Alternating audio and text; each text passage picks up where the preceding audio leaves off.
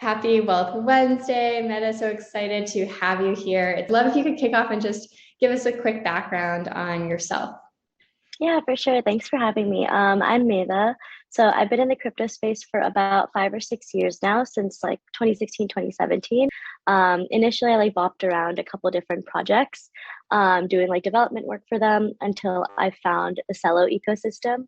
So they're like a layer one Ethereum competitor, kind of focused on financial inclusion in emerging markets. There for a few years as a software engineer, kind of working on their dev tooling team.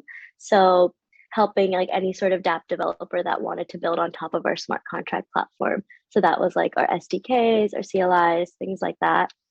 And then most recently, I left my job, and 4 months ago, I started as a researcher at Variant. So they're like a crypto focused venture fund, and we invest primarily in the ownership economy thesis, which I can go into later if you're interested.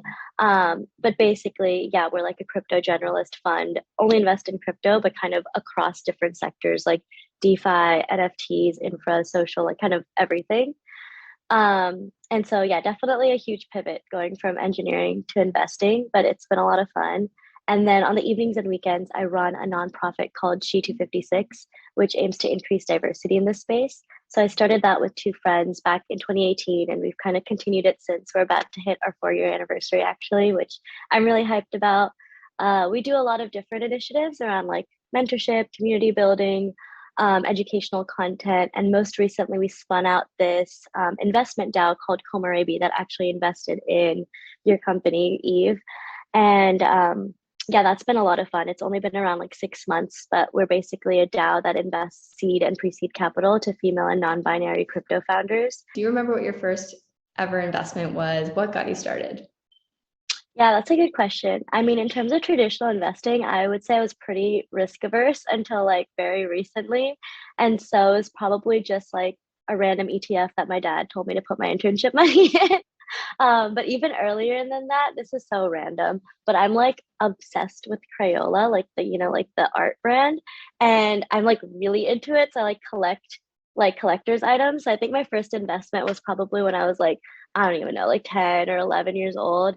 And I convinced my mom to let me like join an eBay auction for these like retired Crayola colors because there's 13 of them that were like retired and they like don't make them anymore.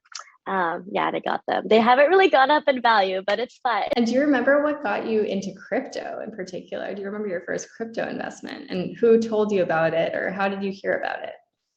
Went to Cal, and we're like super well known for like our blockchain ecosystem there. And I was really lucky to have found blockchain at Berkeley, which was a student run organization kind of focused on crypto and Web3 very early on. And so this was like 2016, 2017. I was a sophomore in college. And I think I was just like flyered, like when it was like Club Rush season.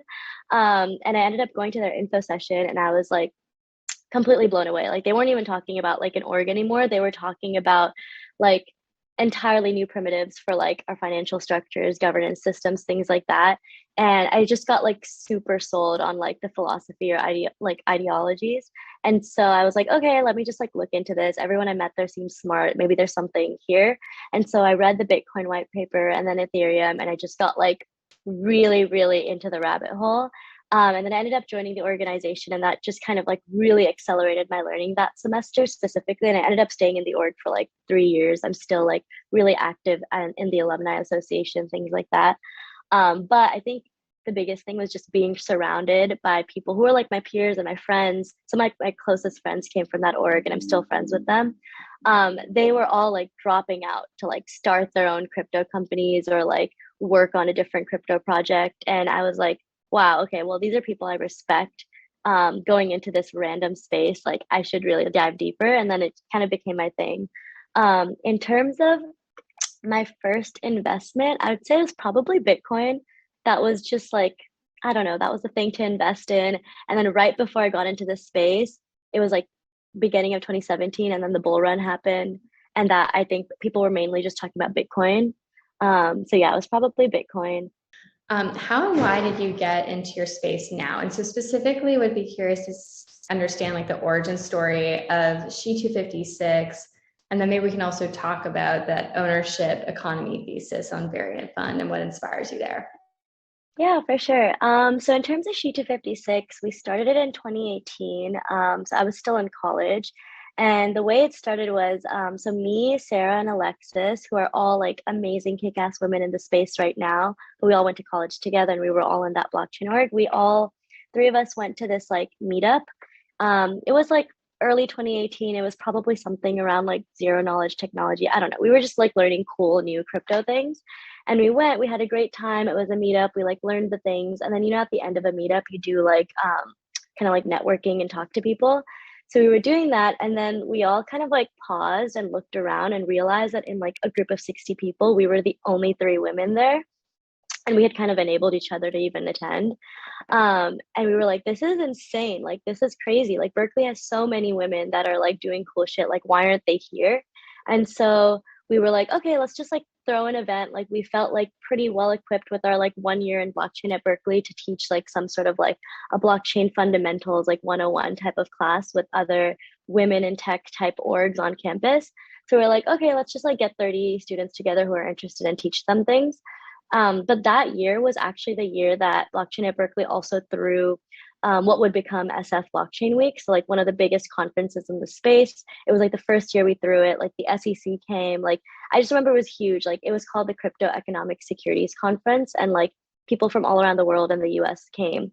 And we saw that, like, a student run group did that. So we were like, okay, why are we setting our sites so small? We should go bigger. So basically we decided this in February, and then we were like, okay, 2 months from now in April, we're going to throw a huge 400-person conference where the lineup is going to be all women in the space who are doing like amazing groundbreaking work in the space to kind of inspire people and like women specifically that like there's already women doing cool shit here and there's only going to be more and there's room for you here. That was kind of like the like intention.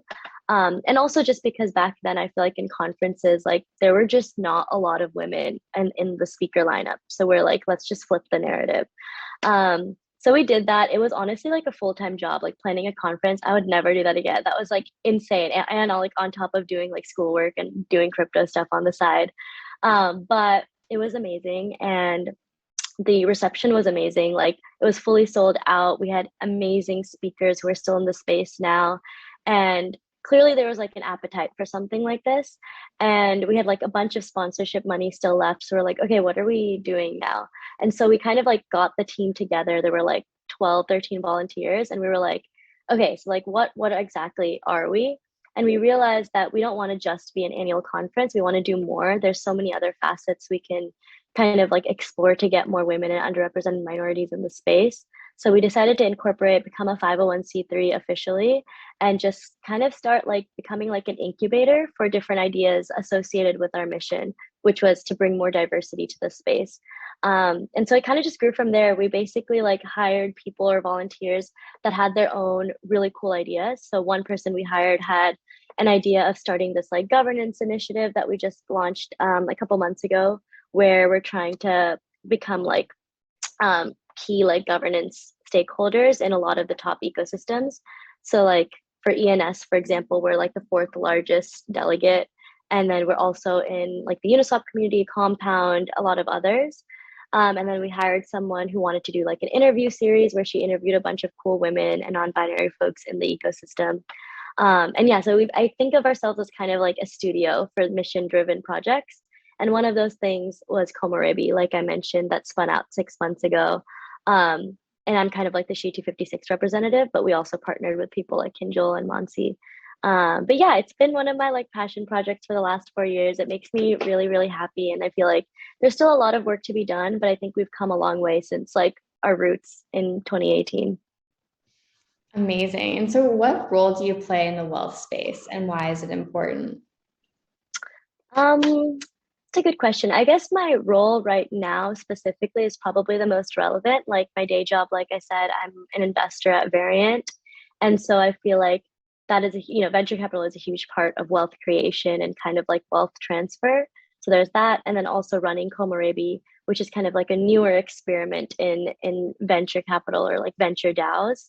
And so I feel like my role there is primarily to like one, invest in like incredible women and non-binary crypto founders, and hopefully through that inspire more of them to become founders in the space. and also encourage people to join venture DAOs. Like a lot of our kind of like DAO members are women, and they haven't ever angel invested before. This is like their first foray into investing. So part of my job, I think, in the wealth space is also just encouraging women and underrepresented minorities to like spend their money on investing and kind of grow their wealth in that way. Incredible. And what do you think has been the most exciting thing that you've learned that you would want others to know? To just increase my risk tolerance. Like obviously, like, you know, this comes with the assumption of a lot of like privilege, and like that's something I definitely want to acknowledge. But I think before I was just always really hesitant of like putting my money where my mouth is. Like I was super interested in crypto, like literally for years, but I don't think I actually invested properly, like to a monumental amount till like very recently. And I think part of that was just because I was like scared and I wasn't trying to full send. And so I was like investing in less risky things like 401ks or ETFs or whatever. But I think the best thing you can do in the space is be literally invested in things, whether that's like buying NFTs, buying a token to join a DAO, anything like that. Like I think it's worth putting that money in there because you have so much more stake, and like you have just so much more like, I feel like, stake in whatever you're trying to join. It's like so much more skin in the game, I guess. Absolutely. And with that, is there a person or a company or a DAO that inspires you in space right now, and why? Actually, one of the co-founders of She256, her name is Alexis Gauba. I think she's incredible. She's also a founder of a DeFi protocol. It's like an options protocol called Open, OPYN. And she's just so inspirational. Like we were in college together, but she literally dropped out like I don't even know after her first year and went full in on Open. And it wasn't just like a side project for her. It was like even now they it's been like 3 4 years and they have such lofty ambitions and they've made so much headway. And I think they've done this in a way that's also like very inclusive. Like their team is very diverse. They like care about that a lot. And also she's just like such a good mentor in this space. Like if you ask her anything, she's down to help you out, like no matter how busy she is. And I think we need that type of energy in the space to like bring new people in and make them feel comfortable. Absolutely. And do you have a little preview of like what is Open doing? What's the plan? Yeah, so they're an options protocol. So it lets you basically like hedge like ETH and things like that. And they just launched this primitive called Squeef, like literally like a month ago, that I think everyone should check out. It's very fascinating. Awesome. Cool. We'll link it here in the copy. And finally, what advice would you give to somebody getting started, especially in crypto? I would say find your community. So much of like how I learned about this space is through literally having friends. I don't think there's any amount of desk research that would have replaced the like in-person conversations I had or over Zoom, whatever. And I think we were just talking about this right before this call, but like having the psychological safety and vulnerability to like be able to ask questions and like maybe like ask stupid questions or like try out different protocols together, lose money together is I think like really, really important because it like bonds you and it also like allows you to like knowledge transfer because we all have such different perspectives on not only the space but just our experiences as people on this planet that I feel like it's valuable to like have a community where you feel that vulnerability and you can just explore things together. So for me, a lot of that is the She256 team. Like I'm really close to them. We like spend a lot of time together. And even when we're not talking about She256, we're just talking about crypto. And that honestly helped me kind of get over my initial like I guess like risk tolerance and increase that to be able to try new things. Fantastic. And how can we stay in touch? You're working on such incredible projects. There's so much going on. You're literally leading a studio that's launching these initiatives. How can we keep in touch with you? Any other resources we can point to? Yeah, for sure. I mean, I'd love to keep in touch with anyone, if especially if you guys have questions on how to like get into the space more. But really active on Twitter. I'm at Medha Kothari. I'm for DMs. I use Telegram. It's the same as my Twitter. Um, yeah, that's probably what I use the most. I'm also on Discord, so I can probably like send that too. But I honestly like hate Discord DMs. They like just are so chaotic.